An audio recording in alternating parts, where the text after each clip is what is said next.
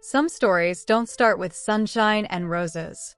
Some start with a slammed door, a broken promise, and a woman staring out a window, wondering how her life got this dark. That woman was Grace Miller. Grace was 32, single mom, 2 jobs, 1 little boy, Liam, age 6, her reason for breathing.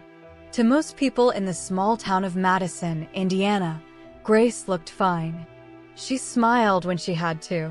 She showed up to work on time. She packed lunches with love. But behind closed doors, she was fighting a ghost, the voice of her ex-husband that still echoed in her head every night. "You'll never make it without me." And for a long time, she believed it. It was a cold February night. The heat had gone out again. Grace wrapped Liam in an old blanket and whispered, "Mommy's got you, baby. We're gonna be okay." Outside, the wind howled like the world was laughing at her. Inside, she stared at her reflection in a cracked mirror, bruised, exhausted, but still breathing. That's when she made the choice. No more crying. No more waiting for someone to save her. She packed 1 suitcase, grabbed Liam's stuffed dinosaur, and left that house for good. Just her, her boy, and a half-tank of gas in a 15-year-old Chevy that coughed like it had asthma. She didn't know where she was going, but for the first time in years, she was driving herself there. They slept in the car that night, in a Walmart parking lot, under a flickering light. Grace sat awake the whole time, watching her son sleep, whispering, "You deserve better. I'll find us better." Grace found a tiny apartment behind a laundromat, 1 bedroom, water leaks, paint peeling. Rent was $650 a month. It might as well have been $1 million. She got a job at a diner off Highway 31, double shifts, low tips, but free coffee. She'd wipe tables while humming old songs to herself, trying to forget the past. Customers barely noticed her, except for one, Mary, the 60-year-old waitress who'd seen it all. One night, Mary leaned over and said, "You know what, honey? You remind me of me, before I stopped believing I could change my life. Don't make that mistake." Grace smiled, tired, but grateful. Nobody had talked to her like that in years. Grace started saving every dollar she could. Tips went into a coffee jar labeled New Life Fund. Most nights, she'd count her crumpled bills on the kitchen counter, while Liam colored dinosaurs beside her. They didn't have much, but they had peace, and that was something money couldn't buy. But peace didn't last forever. One night, her car broke down on the way to work. She sat on the side of the road in the rain, crying behind the steering wheel. Liam sat in the back seat whispering, "It's okay, Mommy. We can walk." That broke her heart, not the car, not the rain, but hearing her son comfort her. She called her boss, told him she'd be late, and he said, "Grace, don't bother. We got enough help today." Click. Line dead. Grace hit the steering wheel and screamed, "What else do you want from me?" The echo came back in silence.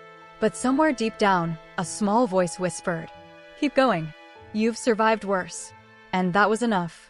Grace walked Liam 3 miles to school the next morning. Then she walked to a local shelter, asked for any kind of job, cleaning, serving, anything. The director, a kind woman named Janelle, looked at her and said, "You don't look like you belong here." Grace laughed through her tears. "Ma'am, I belong anywhere someone will give me a chance." And Janelle did. Grace started cleaning at the shelter, bathrooms, floors, kitchens. But as weeks went by, she didn't just clean, she listened. To women crying, to kids laughing, to stories worse than her own.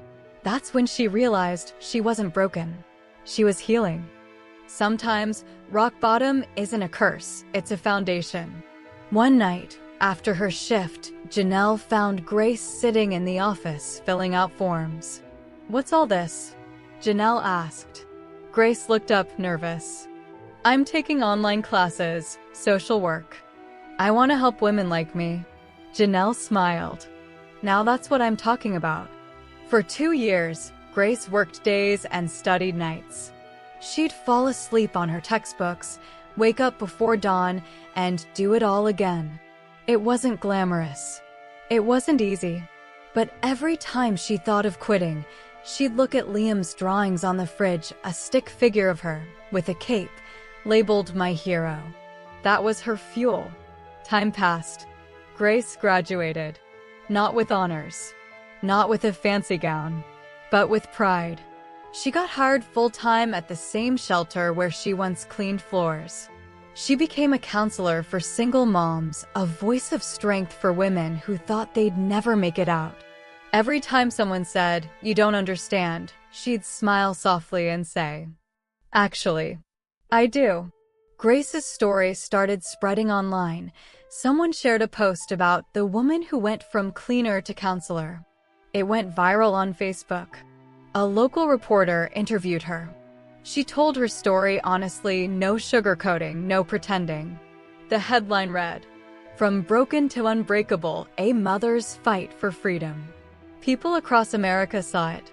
Donations poured into the shelter. Women started writing letters saying, "You gave me the courage to leave. Your story saved my life." Grace couldn't believe it. She never wanted fame. She just wanted peace. But maybe, just maybe, her pain had a purpose. Years later, Grace stood in front of a crowd of women at a conference in Chicago.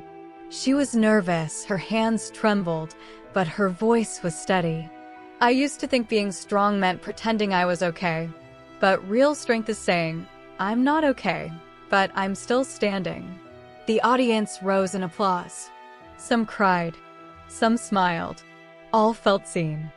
After the event, Grace sat alone in her hotel room, looking out at the Chicago skyline. She missed Liam, now 12, growing faster than she could believe. She whispered to herself, "We did it, baby. We made it." Then she noticed something on her phone, a voicemail. It was from her ex. "After all these years. Grace, I saw your story. Guess you proved me wrong." She listened once, then deleted it. No anger, no tears. Just silence. The kind that means peace. Grace smiled. Because that's what freedom sounds like. Grace Miller didn't end up rich. She didn't marry again.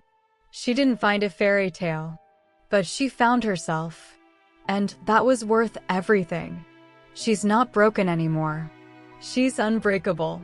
Sometimes the hardest walk is the one away from everything you've ever known. But it's also the walk that sets you free.